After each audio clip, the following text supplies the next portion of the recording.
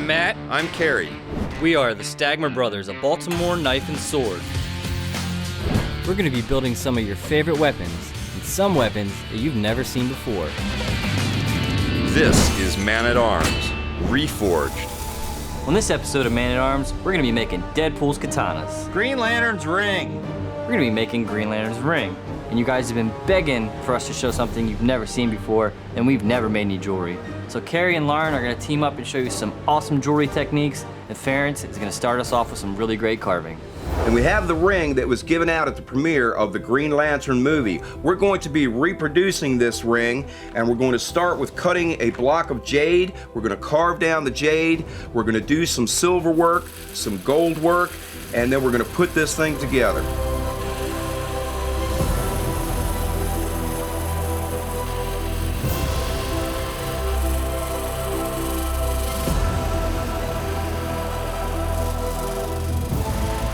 Okay, so we've got a rough cut block that we're going to use for the ring now. We're going to have to take some measurements and cut this down on a real nice flat plane angle to really get everything to fit congruently.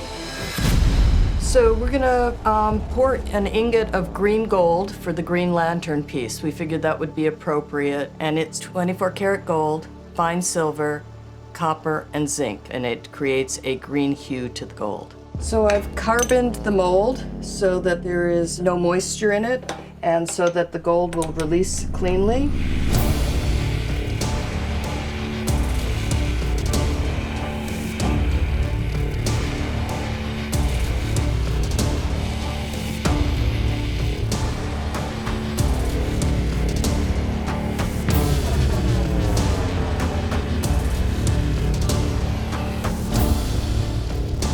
So we've got a beautiful ingot poured, no porosity, no nothing. The next time you see it, we're going to be rolling it through the rolling mill and making it into a flat sheet in the other shop.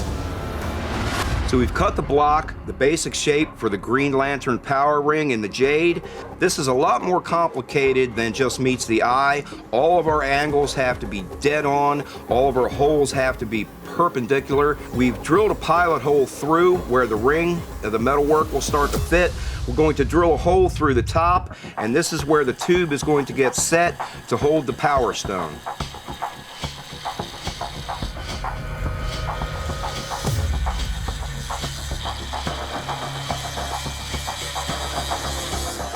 We've drilled the depth of our diamond core bit, so now we're going to pop that center out. That's going to give us room to get a little bit deeper and drill through.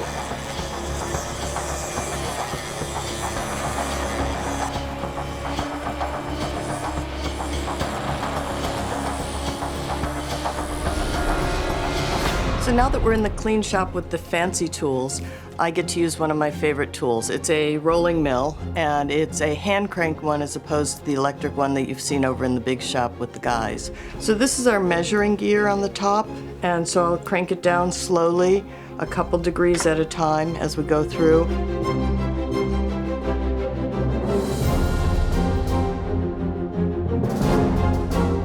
I'm going to continue to do this till it's about 1 millimeter thick.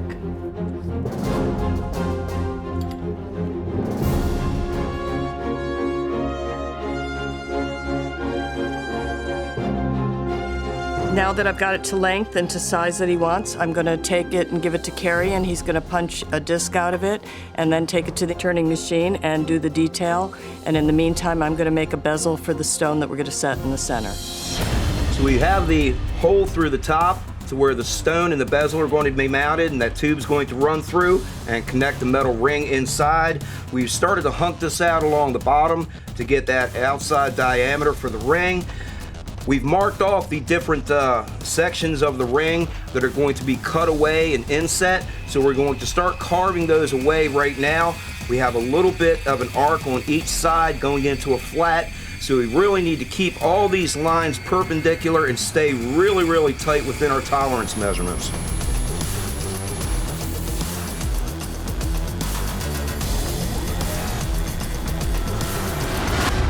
So now that I've got the green gold rolled out, Lauren set it up for me. It's got a nice surface on it. I'm going to be using what's called a blanking die.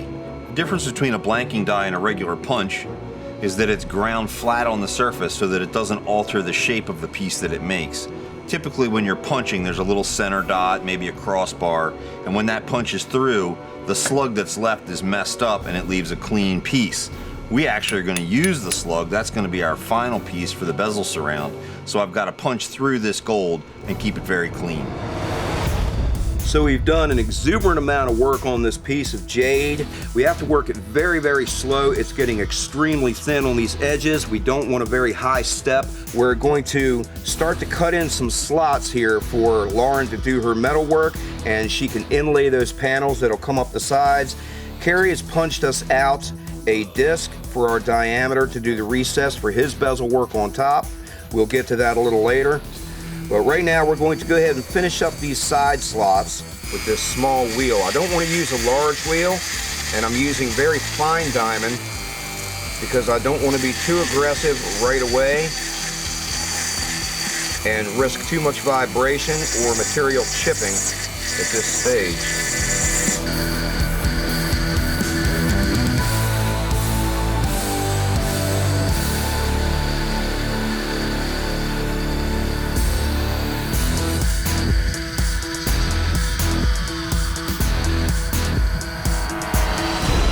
We've decided to fabricate this ring rather than casting. Lauren's going to melt the sterling silver, pour it into an ingot mold.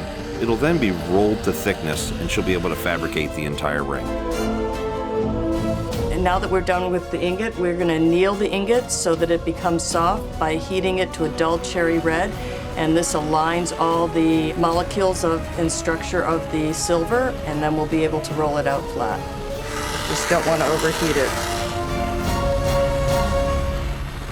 So we've taken down the recess in the top. This is a blank disc that Kerry has punched out for us for the size of his bezel. We're just about finished inlaying this. We've got the right depth. I have just a little bit more to take off here. You've got to keep everything totally perpendicular. Make sure all your planes are level and flat underneath.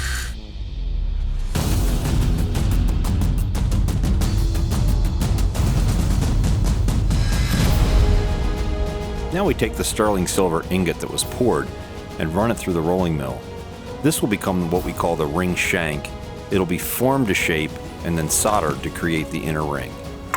You can see it's starting to bend, take the shape, and when it straightens out, then we'll go anneal it. It's twice as thin as it was when we started, so we'll give it a couple more rolls, get it fine finished, and then we're going to go over to the shop and make it into a ring.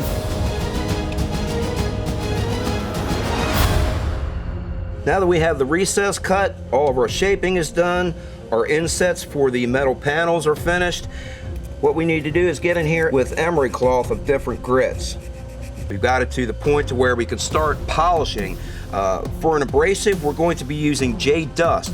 This is a slurry and a paste made from all the dust that's been collecting in the bottom of the tubs while we've been carving. This is actually going to act as an aggregate and polish itself, basically.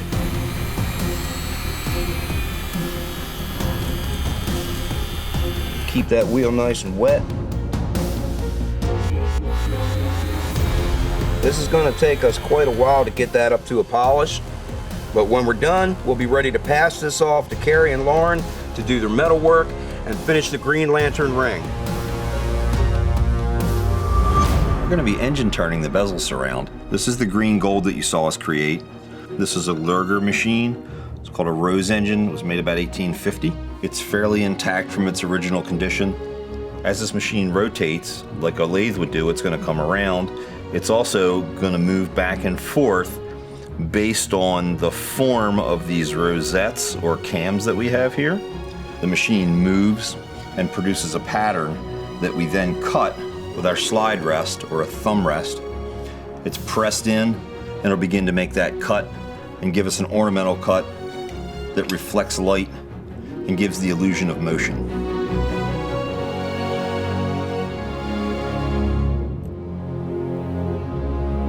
Now that the silver is already the thickness we need, Lauren is able to take it and roll it around to form the ring. So I start by taking our flat strip of metal, the length that we wanted, and I bend it. It's really well annealed, so I can bend it with my hand part of the way around, and then I start to hammer and shape it.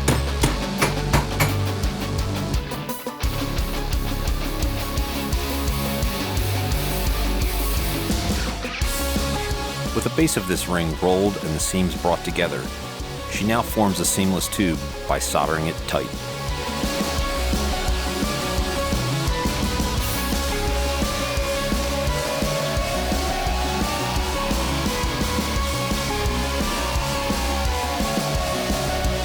And then we're going to take the copper tongs and put it into the pickling acid,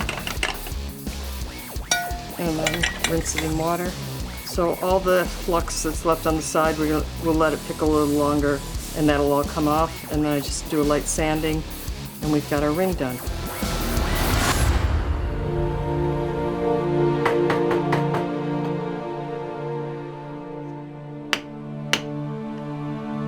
So we can see it's got a slight flare to the top, and we just need to make sure the stone fits. And it's perfect. So we have our green diopside now, and the bezel made for it.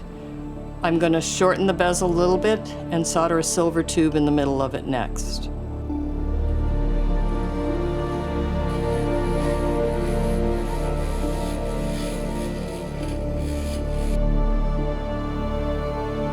Okay, so we have our tube rivet, and we've got the stone set in the top, which you saw earlier.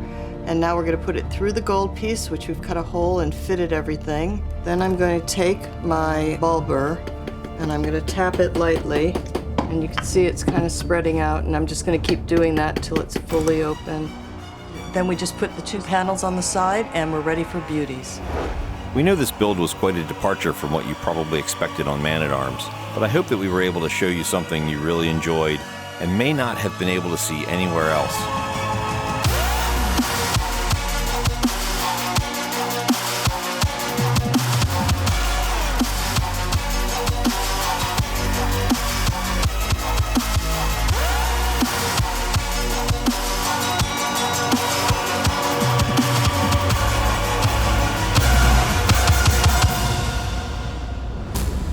In brightest day, in blackest night, no evil shall escape my sight. Let all who worship evil's might beware my power, Green Lantern's light.